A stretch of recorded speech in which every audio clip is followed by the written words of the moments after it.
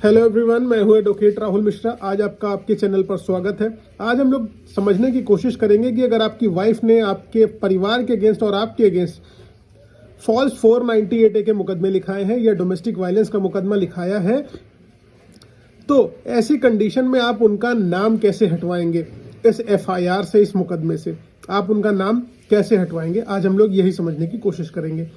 लेकिन उससे पहले मैं आप लोगों से रिक्वेस्ट करूंगा कि अगर आप लोग चैनल पर नए हैं या पहली बार आए हैं या अभी तक आप लोगों ने इसे सब्सक्राइब नहीं किया है तो प्लीज़ सब्सक्राइब करिएगा। साथ ही साथ मेरी हम्बल रिक्वेस्ट और है आपसे कि अगर आप लोग मुझसे पर्सनली बात करना चाहते हैं या मुझसे मिलना चाहते हैं तो प्लीज़ अपनी अपॉइंटमेंट शेड्यूल कराइए। और आप मेरे चैम्बर लखनऊ मुझसे मिल सकते हैं, आप मेरे चैम्बर मुझसे दिल्ली मिल सकते हैं। साथ ही साथ अगर आप मुझसे फ़ोन पर बात करना चाहते हैं तो व्हाट्सएप का नंबर डिस्क्रिप्शन में है आपके लिए, वहाँ पर आप अपॉइंटमेंट शेड्यूल कराइए और मुझसे बात करिए। फीस एप्लीकेबल है बिल्कुल उसके लिए। चलिए हम लोग वीडियो स्टार्ट करते हैं। देखिए दोस्तों, जैसे ही 498 का मुकदमा हस्बैंड के अगेंस्ट होता है तो मतलब उसमें अमूमन वाइफ क्या करती हैं, उनके फैमिली वालों को भी इम्प्लीकेट कर लेती हैं, उनके फैमिली मेंबर्स का भी उसमें नाम डाल देती हैं। मान लीजिए उनके दीदी जीजा है, भाई की पत्नी है, माता जी है, बहन है, मैरिड बहन है या अनमैरिड बहन है, सबका वो नाम उसमें लिखा देती हैं। इससे क्या होता है, हस्बैंड के ऊपर प्रेशर आ जाता है। अब उसके दीदी जीजा या अन्य रिलेटिव उससे कहने लगते हैं कि तुम्हारी वजह से हम भी फंस गए, अपनी वाइफ से तुम सेटलमेंट करो, कुछ भी करके हमारा नाम हटवाओ। तो ऐसी दशा आती है जब हस्बैंड को वाइफ की जो अनरीजनेबल डिमांड है, जो नहीं माननी चाहिए, उसको भी माननी पड़ती है। उसमें वो सेटलमेंट करता है, लाखों रुपए देता है और किनारे होने की कोशिश करता है ताकि उनका एफआईआर से नाम हट जाए। ठीक, अननेसेसरी का सेटलमेंट और नेगोशिएशन उसमें हस्बैंड को करना पड़ता है। अब चलिए आज हम लोग वो 4 स्टेजेस समझने की कोशिश करेंगे जिसके तहत एफआईआर से, जो मुकदमे से, नाम हटाया जा सकता है। लेकिन उससे पहले एक कन्फ्यूजन है जो लोगों के मन में रहती है जनरली कि अगर नाम हटवाने जा रहे हैं तो ये कन्फ्यूजन भी होती है, उसको हम दूर करते हैं।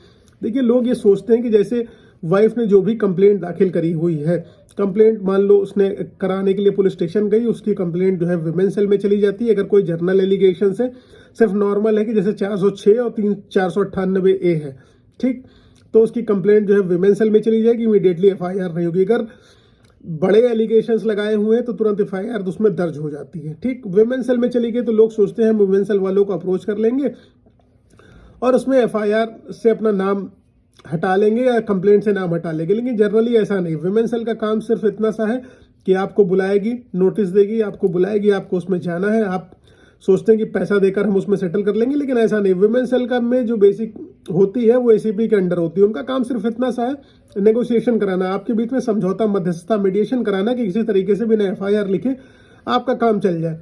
उस और ना वो आपकी कंप्लेन बदल सकते हैं ना उसमें कुछ कर सकते हैं। जो भी तहरीर उस महिला ने दी होगी उसी आधार पर उसमें वो कार्रवाई करेंगे। ये कंफ्यूजन सबसे बड़ा होता है। अब हम पहली स्टेज पे आते हैं। पहली स्टेज जब नाम हटवाने की।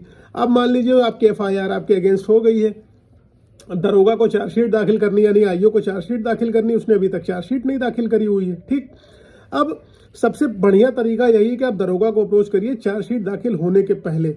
जैसे ही आपके अगेंस्ट एफआईआर हुई, आपके फैमिली मेंबर्स के अगेंस्ट एफआईआर होती है, सबसे पहले दरोगा के पास जाइए, बताइए उनको कि मेरे इन रिश्तेदारों का नाम पड़ा हुआ है, बल्कि वो मेरे साथ रहते नहीं है, उनकी शादियां हो चुकी है, सेपरेट लिविंग है हमारी। अगर हम माँ बाप के का बात करें तो माता पिता, मैं अलग जिले में नौकरी करता हूँ और मेरे माता पिता अलग रहते हैं, हमारी सेपरेट लिविंग है, हमारे आधार कार्ड का एड्रेस अलग है।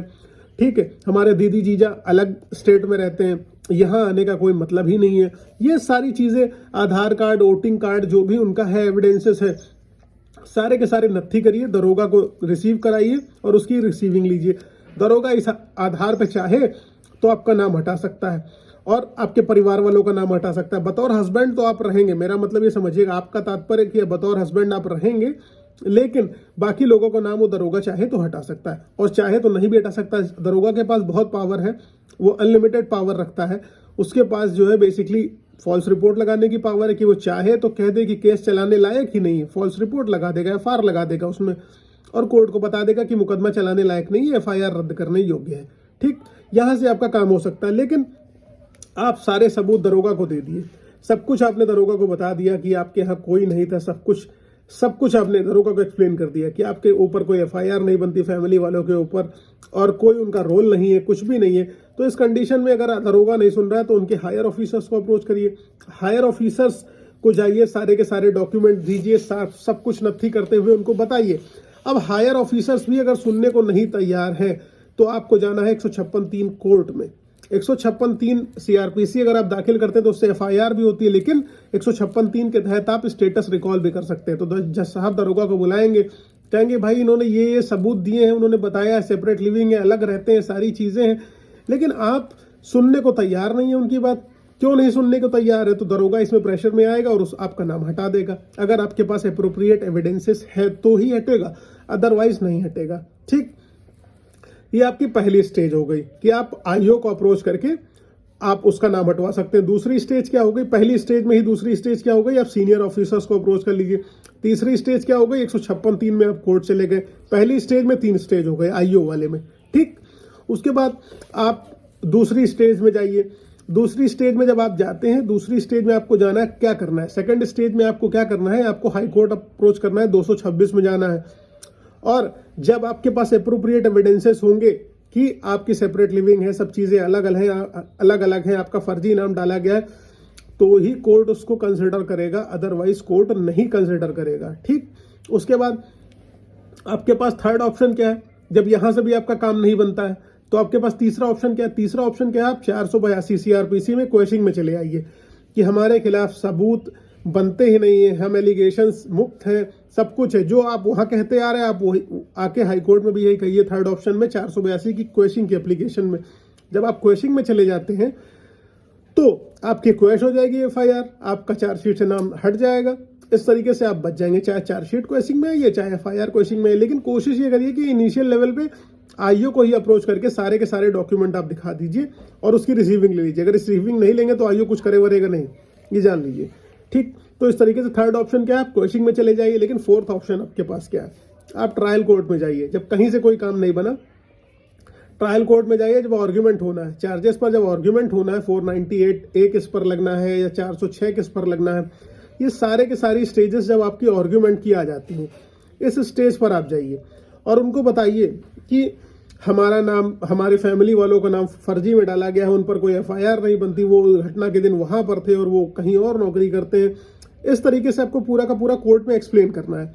और यहाँ पर भी काम नहीं बने तो आप अपील कोर्ट में चले जाइए, सेशन वगैरह में चले जाइए। ये सारी चीजें आप कर सकते हैं। ये चारों स्टेजेस आप अपनी अपना सकते हैं। लेकिन हाँ, जब आप हाई कोर्ट और सुप्रीम कोर्ट वाली स्टेजेस पर चले गए तो ये ध्यान रखिए, अगर वहां से आपका एक बार मैटर जो है एंटरटेन नहीं हुआ है हाई कोर्ट में और सुप्रीम कोर्ट में, तो ना आपकी IO सुनने वाला है, ना लोअर में कोई सुनने वाला है, ना कुछ होने वाला है। तो बहुत सोच समझ के स्टेप लेने हैं। आई होप आप लोगों को क्लियर है कि कैसे नाम हटाना है FIR से या चार्जशीट से।